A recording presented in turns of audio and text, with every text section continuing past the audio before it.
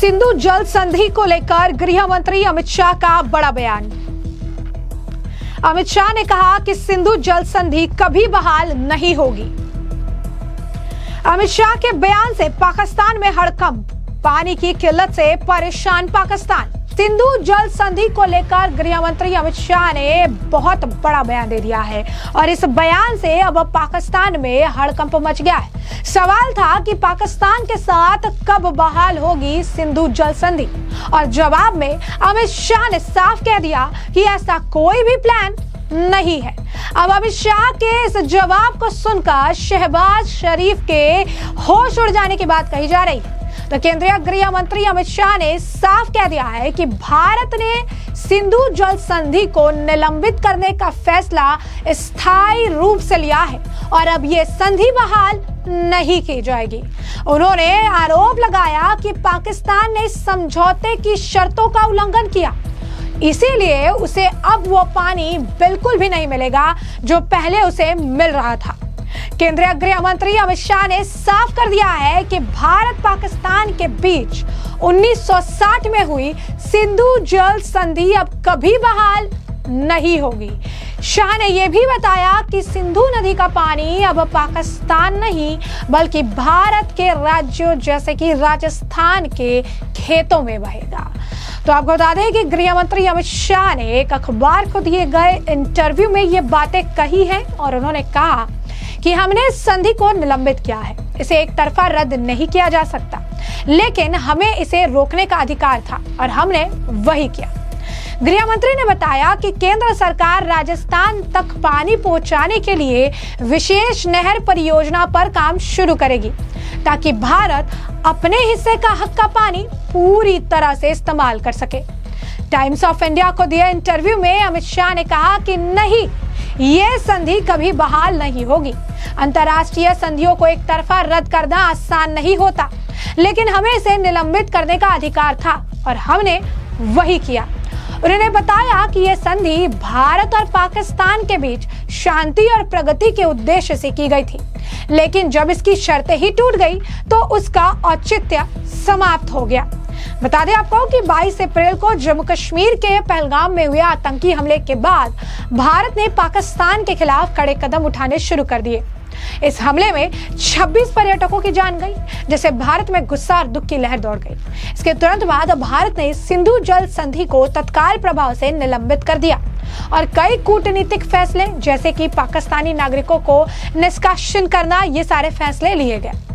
अब ऐसे में पहलगाम हमले की निंदा भी करते नजर आए इस इंटरव्यू में अमित शाह। तो केंद्रीय गृह मंत्री अमित शाह ने पहलगाम हमले की भी कड़ी निंदा करते हुए इसे कश्मीर में शांति को बाधित करने और युवाओं को भटकाने की साजिश बताया। उन्होंने कहा कि पहलगाम हमला जानबूझकर किया गया था ताकि कश्मीर में बढ़ते पर्यटन को रोका जाए और वहां के युवाओं को विकास के रास्ते से हटाया जा सके, लेकिन घाटी के लोग अब पहले से कई ज्यादा भारत के साथ खड़े। अब घाटी के जो लोग हैं वो पहले से ज्यादा समझदार भी हो गए। गृह मंत्री अमित शाह ने दावा किया कि भारत ने पाकिस्तान को जवाबी कार्रवाई में उसके एयरबेसों पर हमला कर जवाब दिया, जिससे पाकिस्तान को सीज फायर की अपील करनी पड़ी। यही नहीं, सरकार के 11 साल के कामों पर पूछे गए सवाल पर भी अमित शाह ने बयान दिया। उन्होंने कहा कि मोदी सरकार समस्याओं को नियंत्रित करने में नहीं बल्कि समूल समाप्त करने में विश्वास करती है। पिछले 11 वर्षों में जो भी काम किए गए हैं उससे बदलाव आया है, लेकिन सबसे बड़ी उपलब्धि ये है कि 2014 के पहले फैली निराशा की जगह आम लोगों में आशा का संचार हुआ। भ्रष्टाचार, सीमाओं की सुरक्षा, अंतरिक्ष सुरक्षा, विदेश में देश की साख, समाज, जीवन में बिखराव और अर्थव्यवस्था की नाजुक स्थिति थी। 2014 में विशेषकर युवाओं के मन में देश की दशा और दिशा को लेकर घोर आशंका थी। वो अंधकार मिट गया। 11 वर्षों में कश्मीर में आतंकवादी, नक्सलवादी और पूर्वोत्तर की अलगाववादी हिंसा में काफी ज्यादा कमी आई है। 2047 में हम दुनिया में नंबर 1 बनेंगे, ये विश्वास न सिर्फ नेतृत्व का है बल्कि 140 करोड़ जनता का बन चुका है। अब सिंधु जल संधि के बारे में भी थोड़ा जान लीजिए कि आखिर संधि है। तो 1960 की सिंधु जल संधि विश्व की सबसे लंबे समय तक चलने वाली जल संधियों में से एक रही। जिसके तहत भारत से निकलने वाली 3 नदियां सिंधु, झेलम और चेनाब का 80% पानी पाकिस्तान को जाता रहा। लेकिन अब भारत ने साफ कर दिया है कि ये व्यवस्था अब जारी नहीं रहेगी। भारत के इस फैसले के बाद अब पाकिस्तान में हाहाकार की स्थिति है। क्यों? क्योंकि पानी का लेवल कम हो चुका है। पाकिस्तान की आबादी जो ज्यादातर इस पानी पर अपनी खेती बाड़ी को लेकर भी निर्भर थी, उससे भी उन्हें भारी नुकसान हुआ है। यानी अगर आप देखेंगे तो जल संकट से पाकिस्तान के अंदर भुखमरी वाली स्थिति आने वाले समय में बन सकती है। पाकिस्तान की ये टेंशन वाली स्थिति है। पाकिस्तान इसे लेकर बार बार पानी की मांग कर रहा है, लेकिन उसके लहजे में बिल्कुल भी नरमी देखने के लिए नहीं मिल रही है।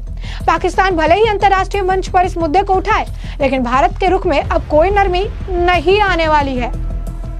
आतंक और बातचीत एक साथ नहीं चल सकती है। अमित शाह ने इस बयान में यह साफ भी हो गया है कि आने वाले समय में भारत केवल सीमा पर नहीं, बल्कि पानी जैसे अहम संसाधनों को हथियार बनाकर भी पाकिस्तान को जवाब दे सकती है। पाकिस्तान की खेती और उसकी अर्थव्यवस्था में जिस पानी की भूमिका आज तक अहम रही, उस पानी पर अब भारत का हक पूरी तरह बहाल हो जाने वाला है। भारत ने अपने निर्णय से दुनिया को यह भी संदेश दिया है कि आतंकवाद और बातचीत एक साथ नहीं चल सकती है। इसी के साथ साथ आपको बता दें कि गृह मंत्री अमित शाह ऑपरेशन सिंदूर, पहलगाम में हुए आतंकी हमले और पाकिस्तान पर भारत की जवाबी कार्रवाई को लेकर कई बार सार्वजनिक मंच से काफी कुछ बयान दे चुके हैं। सुनिए एक बार क्या कहा था उन्होंने। मित्रों, हम सभी जानते हैं कई दशकों से हमारा देश पाक प्रेरित आतंकवाद का सामना कर रहा है। सालों तक कई बड़ी बड़ी घटनाएं पाकिस्तान ने की, मगर इसका जवाब, उचित जवाब नहीं दिया गया। हम संरक्षात्मक काम करते रहे। हमारे लोगों की जान बचाने के लिए बहुत अच्छा काम हमारी पुलिस, सेना, बीएसएफ सबने किया, मगर कभी भी उचित जवाब नहीं दिया। 2014 में नरेंद्र मोदी जी प्रधानमंत्री बने, भारतीय जनता पार्टी के नेतृत्व वाली सरकार बनी और सबसे पहला बड़ा हमला उरी में हमारे जवानों पर किया। उनको जिंदा जला देने की हिमाकत की और हमने सर्जिकल स्ट्राइक कर पहली बार आतंकी ठिकानों में घुसकर आतंकवादियों को जवाब देने का काम उरी के बाद तुरंत किया।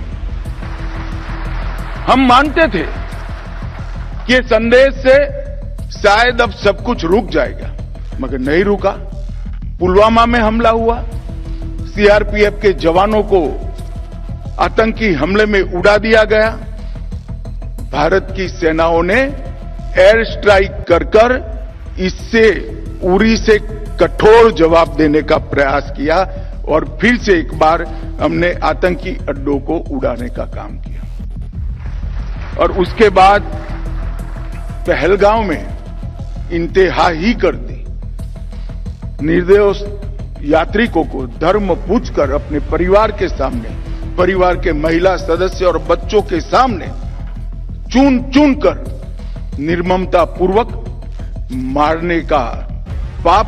तो जैसे कि आपने गृह मंत्री अमित शाह का बयान सुना और हमने आपको जो पूरा मामला है विस्तार से बताया, तो इस मामले पर अब आपकी जो राय कमेंट सेक्शन में कमेंट करके जरूर से जरूर साझा करिएगा। धन्यवाद।